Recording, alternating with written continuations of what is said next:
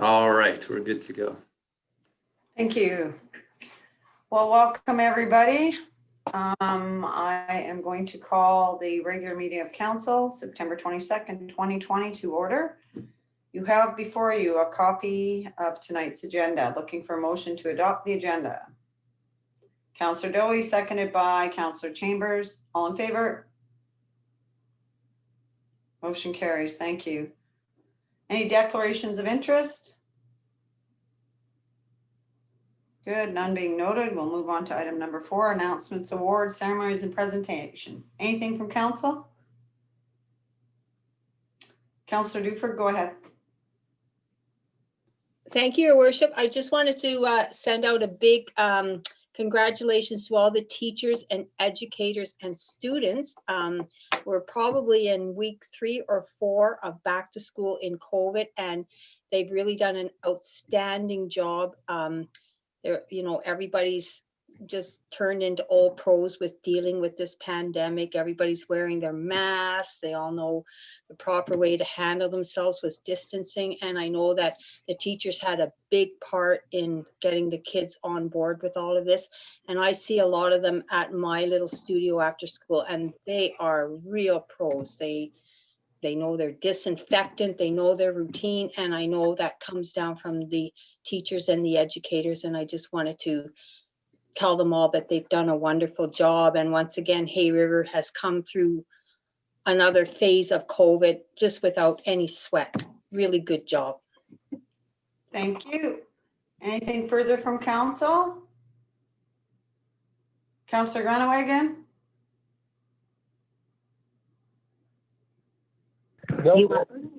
No, nothing Okay. from me. Okay. We'll move on to administrative inquiries, and I'll pass it over to SAO Smith. Thank you, Your Worship. I'll pass the floor to the Director of Finance, please.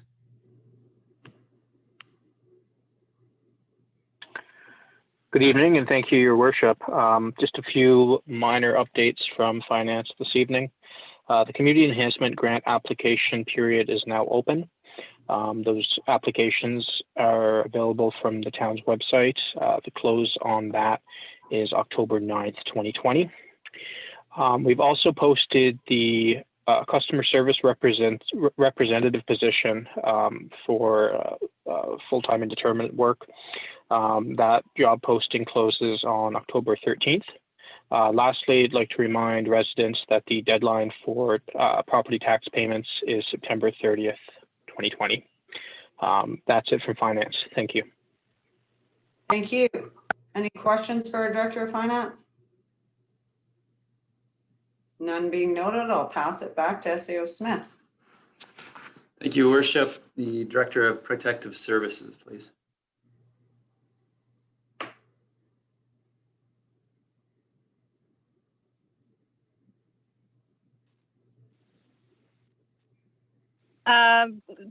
He just had to step away for a call. Okay, we'll see if he comes back. Then we'll just jump to the Director of Recreation. Thank you, Madam Mayor, and good evening, everyone. I do have a few updates tonight. Firstly, just regarding our current operations, just looking to confirm that we've moved into step 2 of our reopening plan, which has our walking track and customer service desk reopened as of September 14th, which was last Monday. Residents are trickling in.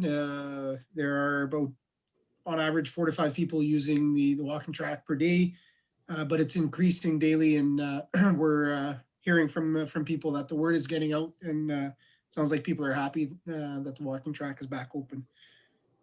We also have active after-school programs on the Curling Club ice surface. Registrations filled up for that, and that program is offered every day of the week, with the Friday being an afternoon program, given that the students don't have school on Friday afternoons. We also have evening fitness classes, both delivered by our rec programmer, as well as one volunteer and one local fitness contractor that established a contract with. Most of those classes met minimum registration numbers and averaging about 5 or 6 participants per class, and recovering costs, which is an important part of that fitness programming. So it's good to see that our first block of fitness programs are already doing well. Our concession operator is offering now a dine-in option with more tables in the community hall and access to the washrooms there.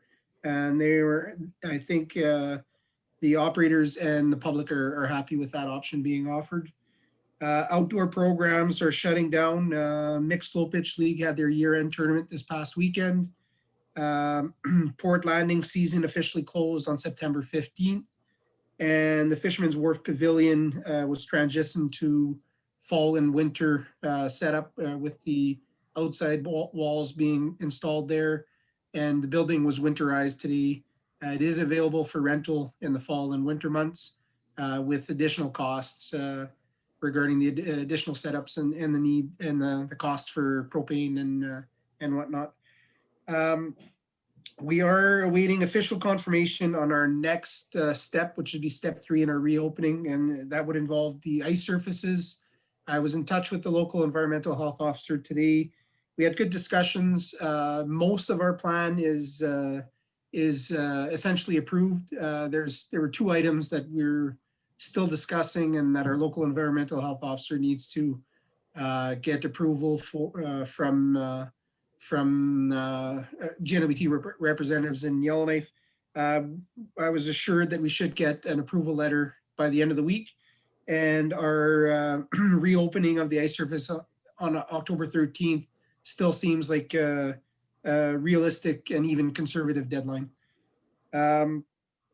We also discussed, I also discussed with the local environmental health officer the swimming pool reopening plan, which we will submit tomorrow.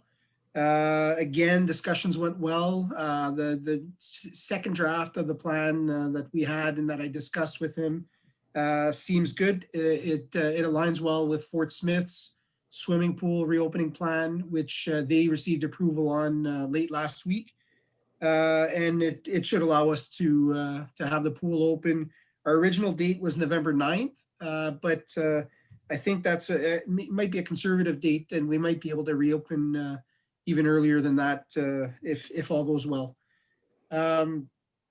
On the maintenance side, a lot of the work is in shutting down the summer operations and preparing for fall winter. The one item I'd like to underline is that we're still waiting on our Port Landing retaining wall repairs. Water levels are still too high for those repairs. We are doing some prep work. And we're planning for this year's dredging, but we just can't proceed with the retaining wall repairs at this point. On the human resources side, we've scheduled aquatic supervisor interviews for this Thursday and Friday, and we've posted the recreation programming supervisor position. That job was posted. Our former recreation programming supervisor has moved on to other challenges. And I'd just like to take this opportunity to thank her for her service and her dedication to recreation and community services for over 4 years for the town of Hay River, and wishing her all the best in her next ventures. Lastly, on the programming side, I'd just like to underline the fact that our rec programmer secured an additional $7,000 in small funding contributions through Canadian Tire Jumpstart Program, a few local businesses, including Aurora Ford, West Clean, the Power Corp, and also through the Mackenzie Rec Association. Very good to see those small contributions. They help to make our programs affordable both to the town and to residents. And I think at this point, we've just about doubled our that funding for those types of programs as compared to 2019 funding. So we're very happy to see that. That was one of our goals this year for programming. And those are my updates at this time. Thank you. Thank you. Any questions for our Director of Recreation? Deputy Mayor Bouchard, go ahead. I just had a question about the arena reopening and more of the business perspective of, are we gonna have as many hockey players or as many people in the pool? Like, I'm just wondering about our business side of it. Is there just as much revenue expected? Or is it gonna be a little less people and kind of more costly for us to operate? Or just, have we assessed that, I guess? SAO Smith? Thank you, Worship. I think it's, a bit of to be determined at this point as groups are working through the processes and we understand any restrictions that are going to be put in place, such as, can we fully optimize the ice time? We recognize in past years the ice time is fully booked, but typically those groups will pay by user group fees, not by individual registrations. So, we're optimistic at this point. I'd say the pool in itself, depending on what that reopening plan looks like, we're not usually at maximum capacity. It's very infrequent that we will be. So, if there's allowances for, there might be some restrictions on the number of people allowed in the aquatic center if we get to that point. But it's probably not going to impact us significantly in that sense. But it's a little bit of to be determined at this point. But we're Director of Recreation is certainly well tied into all those avenues. Thank you. Any further questions from council? Nothing noted. Back to you, SAO Smith. Thank you, Worship. The Director of Public Works, please. Thank you, Your Worship. Just a few updates from me this week. The lift station project's continuing along. All the tie-ins there have been completed.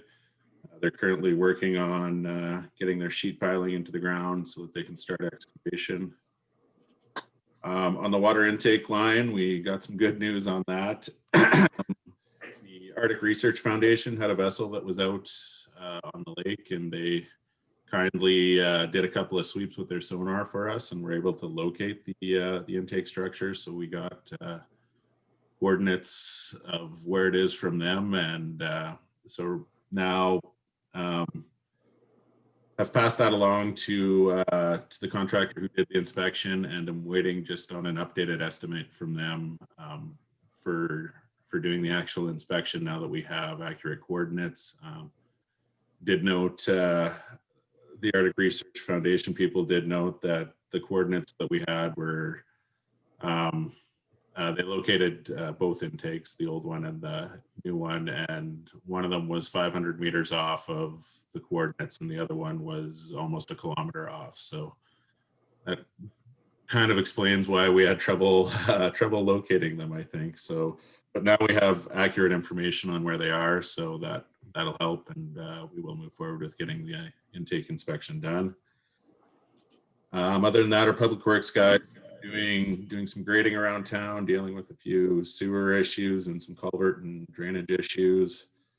Personally, I've been working on just a couple of zoning and planning issues that have come up in the past couple of days, and that's about all the updates from Public Works for this week. Thanks. Thank you. Any questions for our Director of Public Works? Councillor Anderson, go ahead. Thank you, Worship. Just wondering if we can get an update on the water advisory. SAO Smith. Thank you. We'll pass that to the Director of Public Works. Thank you, Your Worship. Not a whole lot of change in that this week. It was, as it always seems to do, it was getting better last week, and then towards the end of the week, it didn't quite get up to the levels that we need, and it's just kind of hovering around just out of the range that we need to meet in order to lift the advisory. So we're still hopeful that it improves, but at the moment it's not quite where it needs to be. Thank you. Further, Councillor Anderson. Thank you, Worship. Just wondering, with the challenges that we've been faced over the past 6 months or so, with I think this is our third water advisory, maybe fourth. I'm just wondering, should there be consideration looked at with the upgrades to the water plant to see if that would help? you know, and we, you know, I do understand that we're, you know, it's high water and that type of stuff, but would it be worthwhile looking at something like that for future type of episodes that we may be faced with global warming and all this kind of stuff? Thank you. Thank you. SAO Smith? Thank you, Your Worship. Yeah, I guess a couple of things to note there. Obviously, we're going through the water intake inspection exercise, just in case by chance that has an impact. But also, like the water treatment plant is, I think it was built in the 70s, so it is an older facility. It's certainly something that we recognize should be on our radar for looking at, you know, eventual upgrades or replacement or whatever that those options might look like. We have had MACA in recently within the last few months, and just doing part of their typical asset condition assessments. So we are in conversation about that, but it's not to say that the technology that's been in place for many years is certainly not likely to be the cause anyways, but there's opportunities, right, for investments and changes in the future as we do have an older plant. So that needs to be looked at for sure, and we'll be identifying that in our capital plans. Thank you. Any further questions from council? Okay. So back to SAO Smith. Thank you, Worship. I believe the Director of Public or Protective Services is still on ambulance call. Just a couple things I'll speak to on his behalf. Our new Protective Service Specialist has started, as you've been made aware. We are working, and there's a draft plan at this point for our bylaw prioritization plan. So we're just putting some finishing touches on that, and plan to have it to council at an upcoming meeting for review and input and general communication to the public. Also, Protective Services, Ross in particular, has been involved with strengthening and procuring some of our monitoring equipment for next year, in anticipation, of course, of risks that are associated with breakup and at this point higher than usual water levels. So conversations with ENR and other partners on snow monitoring and other monitoring activities in the south, and hopeful that they're going to increase some support there. And I think that's all I have for his area. I'll just jump into mine as well. Just a couple points. Work has been focusing on the strategic plan document and our prioritization plan for the high priority items that have been identified. So directors and myself will be working through that again for a document that we brought forward to council. And also myself this week, I'm participating in our local government administrators of the Northwest Territories Conference. Our annual conference is this week, as well as the AGM. So it looks a lot different than typical years where there's the opportunity to network and meet in person with peers. So this year, that's just presentations on kind of canned content. And again, the AGM, I think, is tomorrow afternoon. Outside of that, monitoring, collecting information from residents and discussing options and responsibilities with the GNWT surrounding our high water risks on the lakeshore properties. Looking at, if there's anything and who should be doing what around the immediate risks that seem to be present this fall and until the lake freezes. But we've also had some conversations with government GNWT around having a wider based meeting with multiple participants and players that would be involved with any other type of mitigation activities, such as if there's a need for berm improvements, as an example. So those conversations are ongoing. Luckily, we've had favorable weather for those people on the shoreline. with southerly winds, so no reports of recent issues.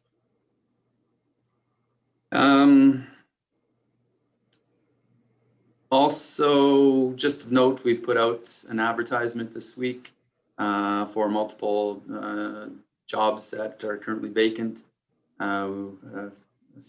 Customer service representative, our recreation program supervisor, and civil infrastructure manager, and some lifeguards are being advertised. And we were not successful through our first round of recruitment for our public works foreman. So we're preparing to go out and find another way to fill that position. And one other item, it's on the agenda. Of course, happy to receive notice that our community plan was approved through the Minister of MACA just last week. So that's been on, in production and waiting today for well over a year now. So thankful to have that in ahead of council today and hopefully for approval, and so that we can move forward with some rezoning activities that have been waiting for that. And that's it for our administration. Thank you. Any questions for our SAO?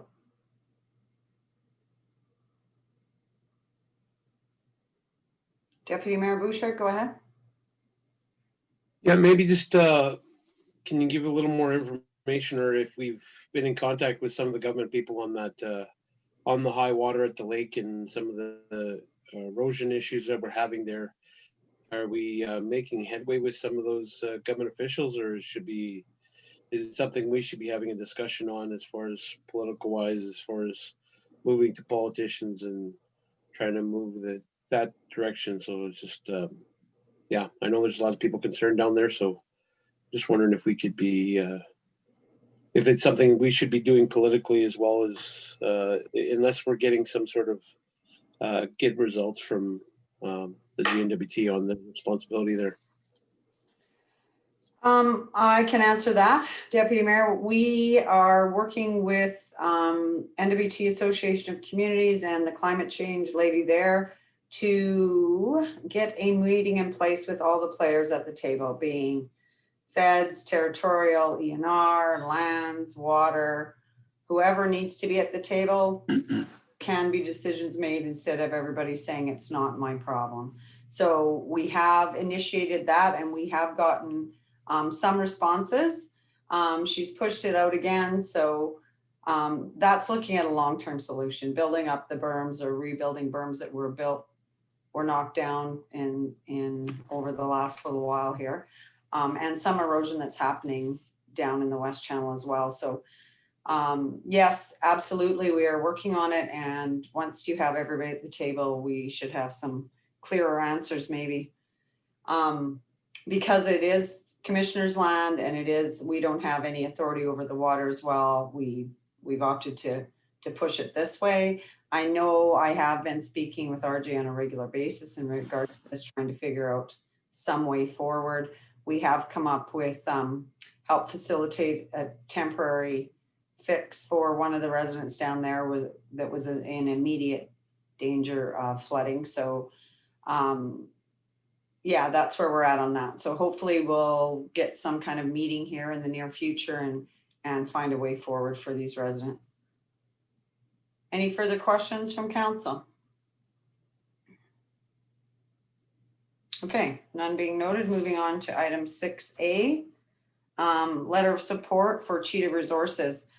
The rare earth demonstration project that they had planned to do this year was delayed because of COVID until 2021. They need an extension renewal on their application with the water board. So this is just asking for that, a letter of support. We supported the initial one. So yeah, that's what they're needing from us. So looking for a motion. Councillor Anderson, go ahead. Thank you, Worship. Wish to move the recommendation that the Council of the Tanahay River directs administration to draft a letter supporting the Cheetah Resources that are seeking extensions and or renewals of the authorization for the Natlacho Rare Earths Demonstration Project. Thank you. Seconded by Deputy Mayor Bouchard. Any questions to the motion? Deputy Mayor Bouchard, go ahead. I just had a question. It was more administratively. I seen it on the agenda. It had it mentioned Pine Point, but this is actually at Thor Lake project, right? So, and I think the administration had the right terminology on their agenda. I'm just not sure if we have consistent agendas here. Yeah, we do. There was Okay. a new one that came out, Deputy Mayor. Well, maybe I missed it. There. Okay. Yeah. Good enough. Okay, so question being called, all in favor? Motion carries. Thank you. Item 7A, bylaw 1811-18, community plan, third and final reading, and Council Dowie is waving frantically. Go ahead. Thank you, Your Worship. I will move third and final reading on bylaw number 1811-18. With pleasure. Seconded by Councillor Dufert. Any questions to the motion? Deputy Mayor Bouchard, go ahead. Well, I just had a question. I heard Yellowknife had their community plan in July, but they're also looking at doing their building and zoning bylaws that they're actually doing consultation at the same time. I'm assuming that's our next step, is to look at that, and are we in the process of kind of looking at what Yellowknife's been doing under that review? Yeah. SAO Smith. Thank you, Your Worship. Yes, it has been identified as a priority of council to update the zoning and development bylaw as well. For any zoning changes that we do need to make, we would have to issue an amendment, actually amendment to the community plan potentially, and also the zoning and development bylaws. So yes, definitely needed, on the radar, and plan to undertake that over this term. Thank you. Any other questions from council? Nothing being noted, all in favor? Thank you, motion carries. That is a long-awaited one. So item number 8 is any notices of motion, and I don't have any, so we're going to move on to item number 9. So I'm going to ask each one of you again to answer this following question. Do you solemnly swear and sincerely affirm that you are alone and cannot be overheard while in camera? Councillor Anderson. I swear. Councillor Willows.